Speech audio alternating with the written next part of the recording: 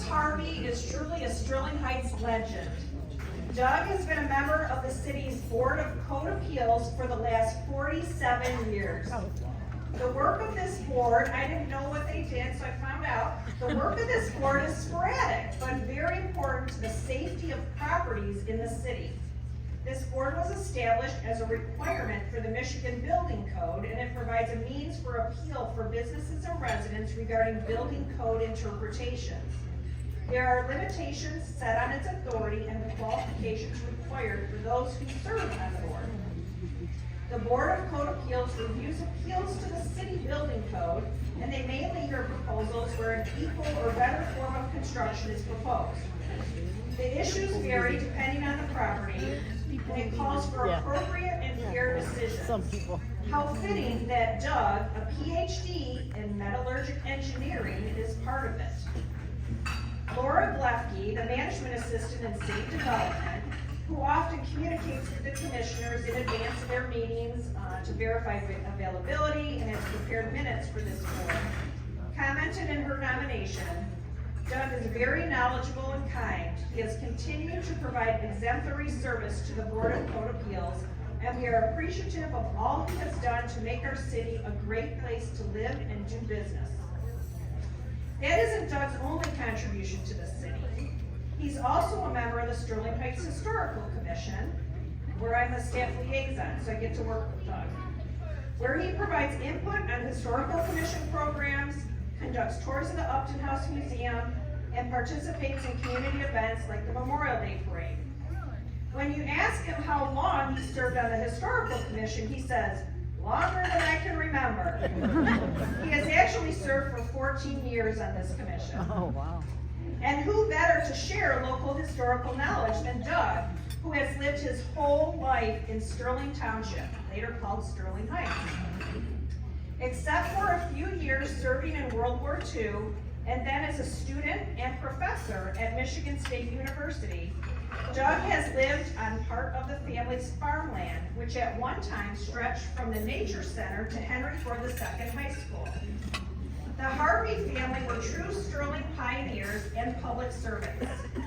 Coming to Michigan in the 1830s, Doug's great-grandfather purchased the Sterling farm in 1872. Doug's father, Jack, served 42 years on the Utica School Board. He was a Sterling Township Justice of the Peace, and past president of numerous state and local bureaus and organizations. And he, too, served on several Sterling Heights boards. Jack Harvey also donated acreage to the city for the section of land called Clinton River Park.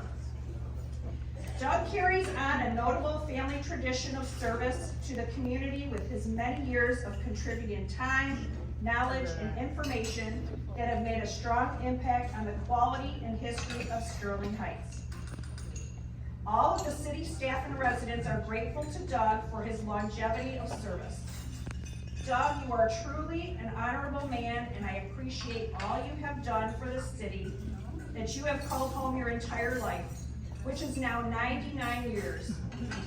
Doug is a living history of the city and remains an active participant in its vibrant future. I would like to present the City of Sterling Heights Lifetime Volunteer Achievement Award to Doug Harvey.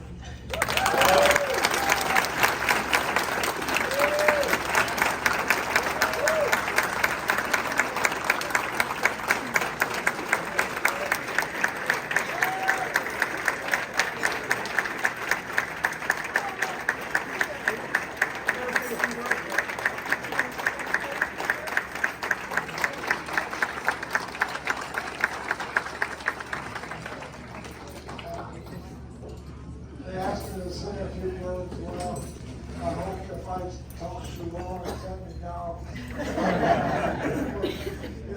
I'd like to say that my late wife always enjoyed these meetings. We always come every year and she enjoyed them because she didn't have to cook dinner. But now I live alone. I live right across from Henry Ford High School. For the second high school, which is on part of the farm, but actually most of the farm was sold to the highway department for them, freeway that goes through. But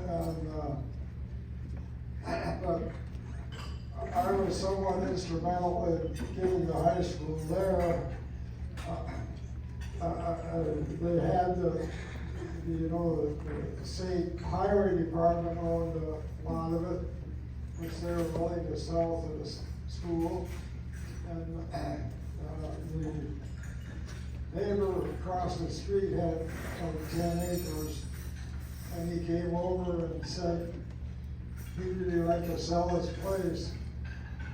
And I said, well, maybe the school is interested. So I told my dad, who was on the school board, he told the principal, of course it wasn't his decision for to build a school. It was a combined board. He told the superintendent of the school, Fred Atkinson, about it. He said, well, we might as well buy the 10 acres.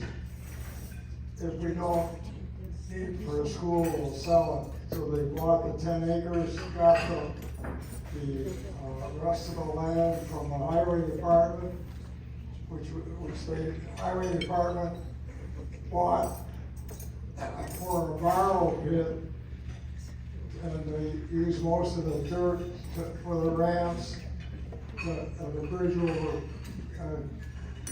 canal or over 19 Mile and River Road. So anyway, I think that's enough history. History, being on the historical commission has always been fun. Thank you, Doug.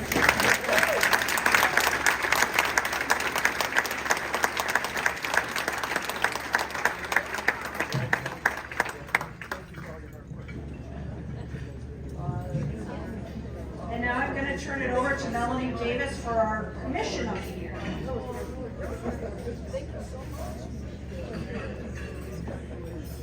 Thank you, Tammy.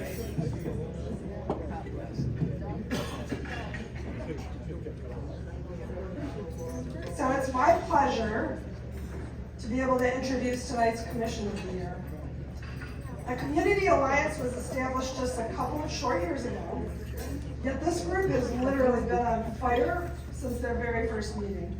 These commissioners share an unstoppable passion to build a culture within our city that intentionally honors and celebrates all people.